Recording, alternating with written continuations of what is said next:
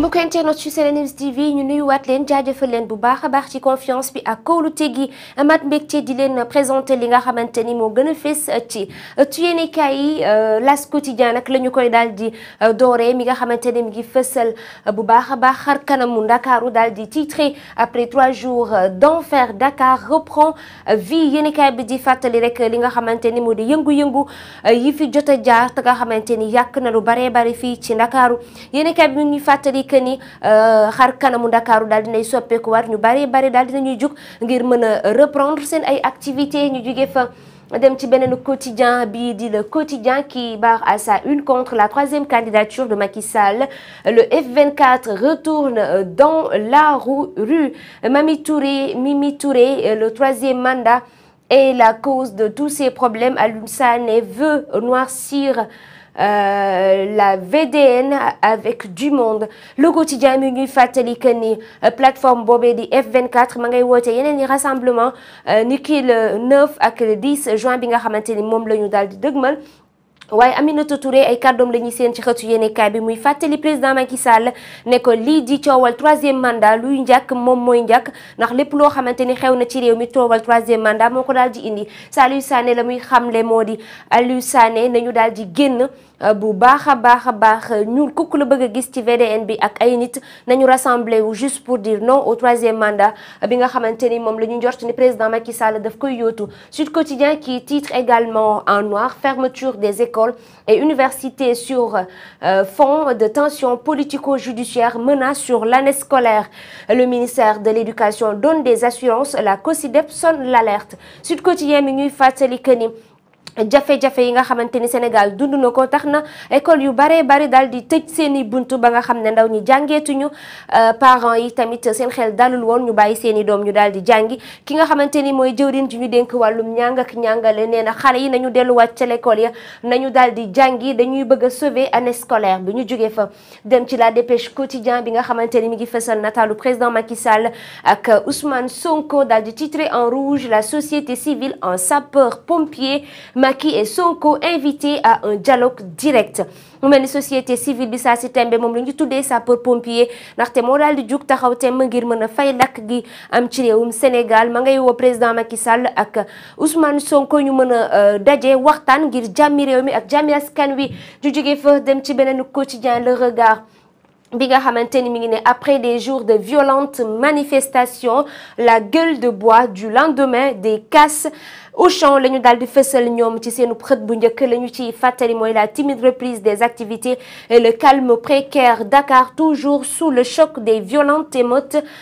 des appels au dialogue entre Macky et Sonko se multiplie yéenekaay bi di fàttali que ni am na ay entreprises yoo xamante ni am nañu ay jafe-jafe ci les manifestations dund nañu ko ndaw ñi yàkkal nañu leen lu bari juste pour wane seenuk mécontentement seenuk ñàkk d'accord ak verdict bi ñu teg seenuk leader waaye tamit yéenekaay bi di fàttali que ni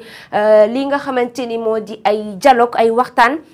ñu bari nag ñu ngi koy sàkku ci diggante président Macky Sall ak Ousmane Sonko ngir ñu mën a jàppale askanu Sénégal ñu dund ci ni mu gënee. Le Témoin également qui titre en noir malgré des émeutes sanglantes ayant fait plus de 15 morts le silence intrigant du premier ministre Amadou Ba le président Macky Sall s'est rendu hier nuit à Touba yéenekaay bi di fàttali ne li xew ci réew mi yépp ñu ngi doon xaar bu baax a baax kii di premier ministre daal di àddu waaye tamit yeyul yàbbi ca yéenekaay bi fàttali président Macky Sall dem ci guddi dem foofee ca Touba janook kii di Serigne ngir waxtaan ak moom ci li nga xamante ni moo di askanu Sénégal ak ci réew mi 4 jours après les manifestations qui ont mis Dakar et certaines villes du pays à feu et à sang. Le premier ministre Amadou Ba ne s'est toujours pas exprimé sur cette grave crise en lieu et place des seconds couteaux sont montés au créneau plutôt dans une grande cacophonie pour justifier l'injustifiable loolee la yéenekaay bi daal di xëy xamle ju jóge fa dem ci beneen quotidien Libération bi nga xamante ni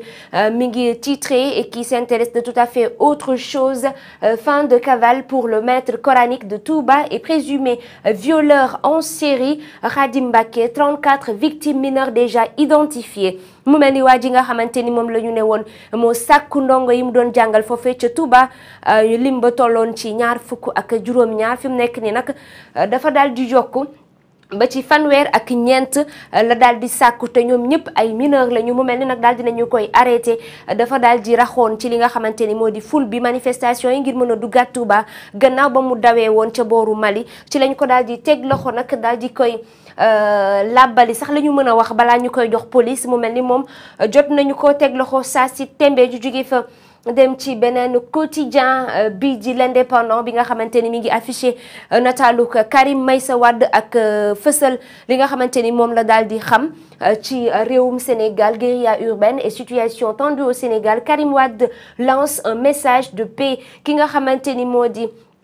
Karim Meïssa Wade mi ngi daal di woo président Macky Sall ak Ousmane Sonko ñu jël seeni responsabilité xam li nga xamante ni moo nekk ci réew mi jéem a changer tension bi nga xamante ni askan wi ñu ngi koy dund ndax sonn nañu moom doomi Abdoulaye Wade ji ba tey mi ngi fàttali ni Ousmane Sonko lii ñu ko teg moom la ñu ko njëkk a teg te taxul woon mu daal di woo ndaw ñi ci li nga xamante ni moo di violence ba ñu bari di ci ñàkk seeni bakkan ñu jóge fa dem ci beneen quotidien bi di Le Soleil. Le président Macky Sall reçu par le khalife général des Mourides tête-à-tête d'une heure yéenekaay bi di fàttali ne président Macky Sall dafa demoon démb waxtaan ak ki nga xamante ni moo di Serigne Mountakha Mbacké ci jàmmi réew mi waaye dafa mel ni rek yéenekaay bi mu ngi fàttali ni ndaw ña fa nekkoon dañu ko doon yuuxoo naan ko libérer Ousmane Sonko loolee la yéenekaay bi daal di xëy xamle. ñu dem ci Les Échos qui titre en noir gardé à vue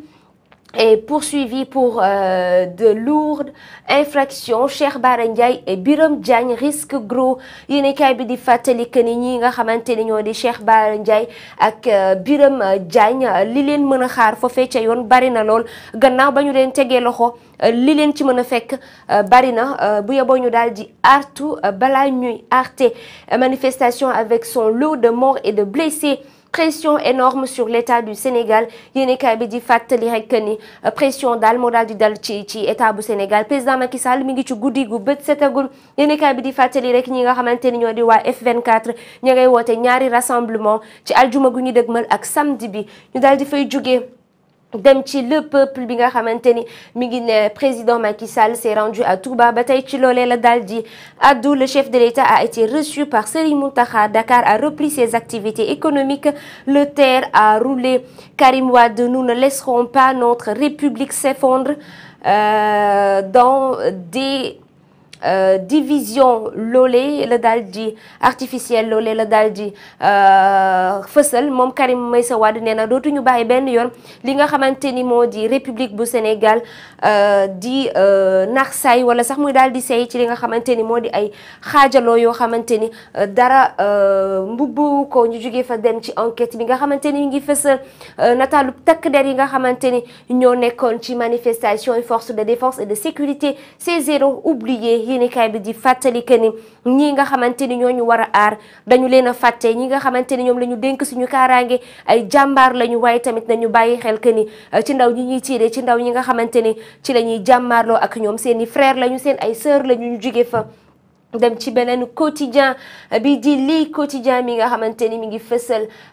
pour une sortie de crise. SOSP invite Macky Sall à rassurer les populations. ñi ngi sàkku bu baax a baax président Macky Sall dalal xelu askanu Sénégal ndax jot na ñi nga xamante ni ñoo di boobule kuréel. Elle s'engage pour un dialogue direct Macky Sonko. ñi ngi sàkku waxtaan ci diggante Macky Sall ak Ousmane Sonko. Les 20 organisations signataires mettent le gouvernement et l'opposition devant leurs responsabilités. nee nañu li xew ci réew mi yépp nguur gi la ak kuje gi jot na tamit ñu daal di ci bàyyi xel. ñu jóge fa dem ci beneen quotidien Vox Populi mi ne Touba huis clos nocturne entre Macky et Serigne Mountakha au cœur de leur échange de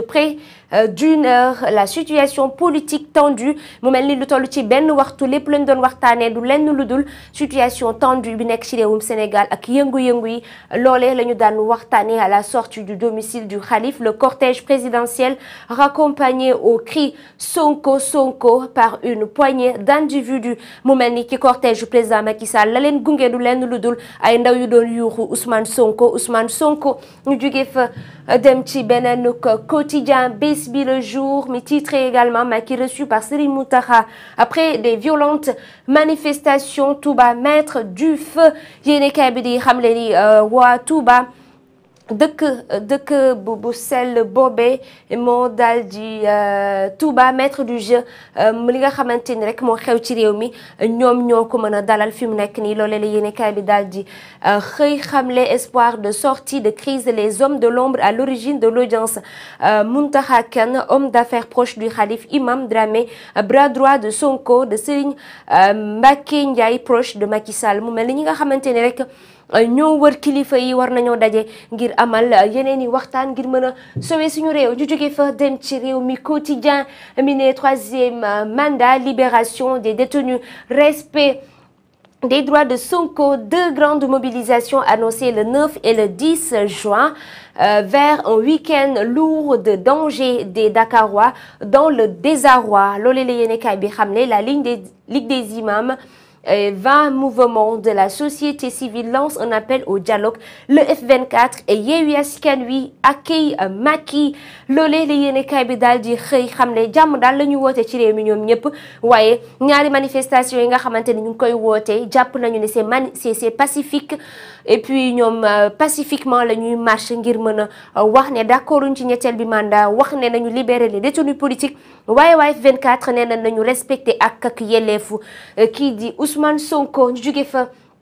dem ci beneen quotidien l'info mi ne émeute dans le pays le F24 met Macky devant ses responsabilités mu mel ni waa F24 nee nañ président Macky Sall na jël ay responsabilités am réew mi fi mu toll ñoom ñoo ko fa daal di indi jot nañu daal di ardu ñu jóge fa dem ci 24 heures mi ne solution préconisée par SOSP pour sortir de la crise au Sénégal un dialogue direct entre Macky et Sonko en tout cas lu ñu mën a résumer mooy dialogue daal la ñuy sàkku ci diggante président Macky Sall ak Ousmane Sonko mi nga xamante ni moo waral lu ni mel sax ndaxte condamnation bi nga xamante ni teg nañu ko ci kawam ay ñooñam jàpp nañu teguñu ko ci yoon condamnation boo xamante ni c'est juste pour génne ko ci arène politique bi jot na tamit ñu daal di addu jëmale ca ñu jóge fa dem ci beneen quotidien l'Observateur le journal du groupe Futur Média qui barre à sa une Macky Serigne Mountakha confidence sur une audience nocturne ba tey yéenekaay bi ne la primeur des grandes décisions du chef de l'État ou khalife général des Mourides yéenekaay bi nag ma ngay fësal li nga xamante ni mooy ndogal ak décision yi président Macky Sall jël ba mu toogee ak kii di ki nga xamante ni moo di xalif général des Mourides l'Observateur ba tey dikk ak ñun ci conséquences yi nga xamante ni manifestation jur na ko Sénégal l'autre menace de révolte loolee la yéenekaay bi daal di xëy xam la ñu jóge fa dem ci beneen quotidien ba tey yéenekaayub Futur Média bi daal di dikk ak ñun ci xale yi nga xamante ni sàkk woon nañu leen les derniers éléments de l'enquête sur le viol présumé des 27 filles à Touba yéenekaay bi ne lu toll ci ñaar fukk ak juróom-ñaar ci ndaw yi nga xamante ni sàkk woon nañu leen te seenuk sëriñu daara moo ko def fi mu nekk ni ubbi nañu ci ay enquête te jàpp nañu ki nga xamante ni moo ko def du yoo ci turu Serigne Khadim Mbacké ñu daal di leen di jaajëfal bu baax a baax chers internautes de SeneNews TV mbégte la ñu amoon di leen présenter seen revue de presse tout à l'heure daañu wéyal suñu plateau la bonne heure ak suñu invité Serigne Cheikh daañu waxtaanee li xew ci internet bi daañu leen digtal également conférence de presse bu F24 bi ñu amal démb Aminata Touré yëkkati ci ay kaddu Alioune Sané ak ñeneen Bougane Gueye Dany ci kanam tuuti ñu wéyal suñu plateau la bonne heure merci beaucoup à tout à l'heure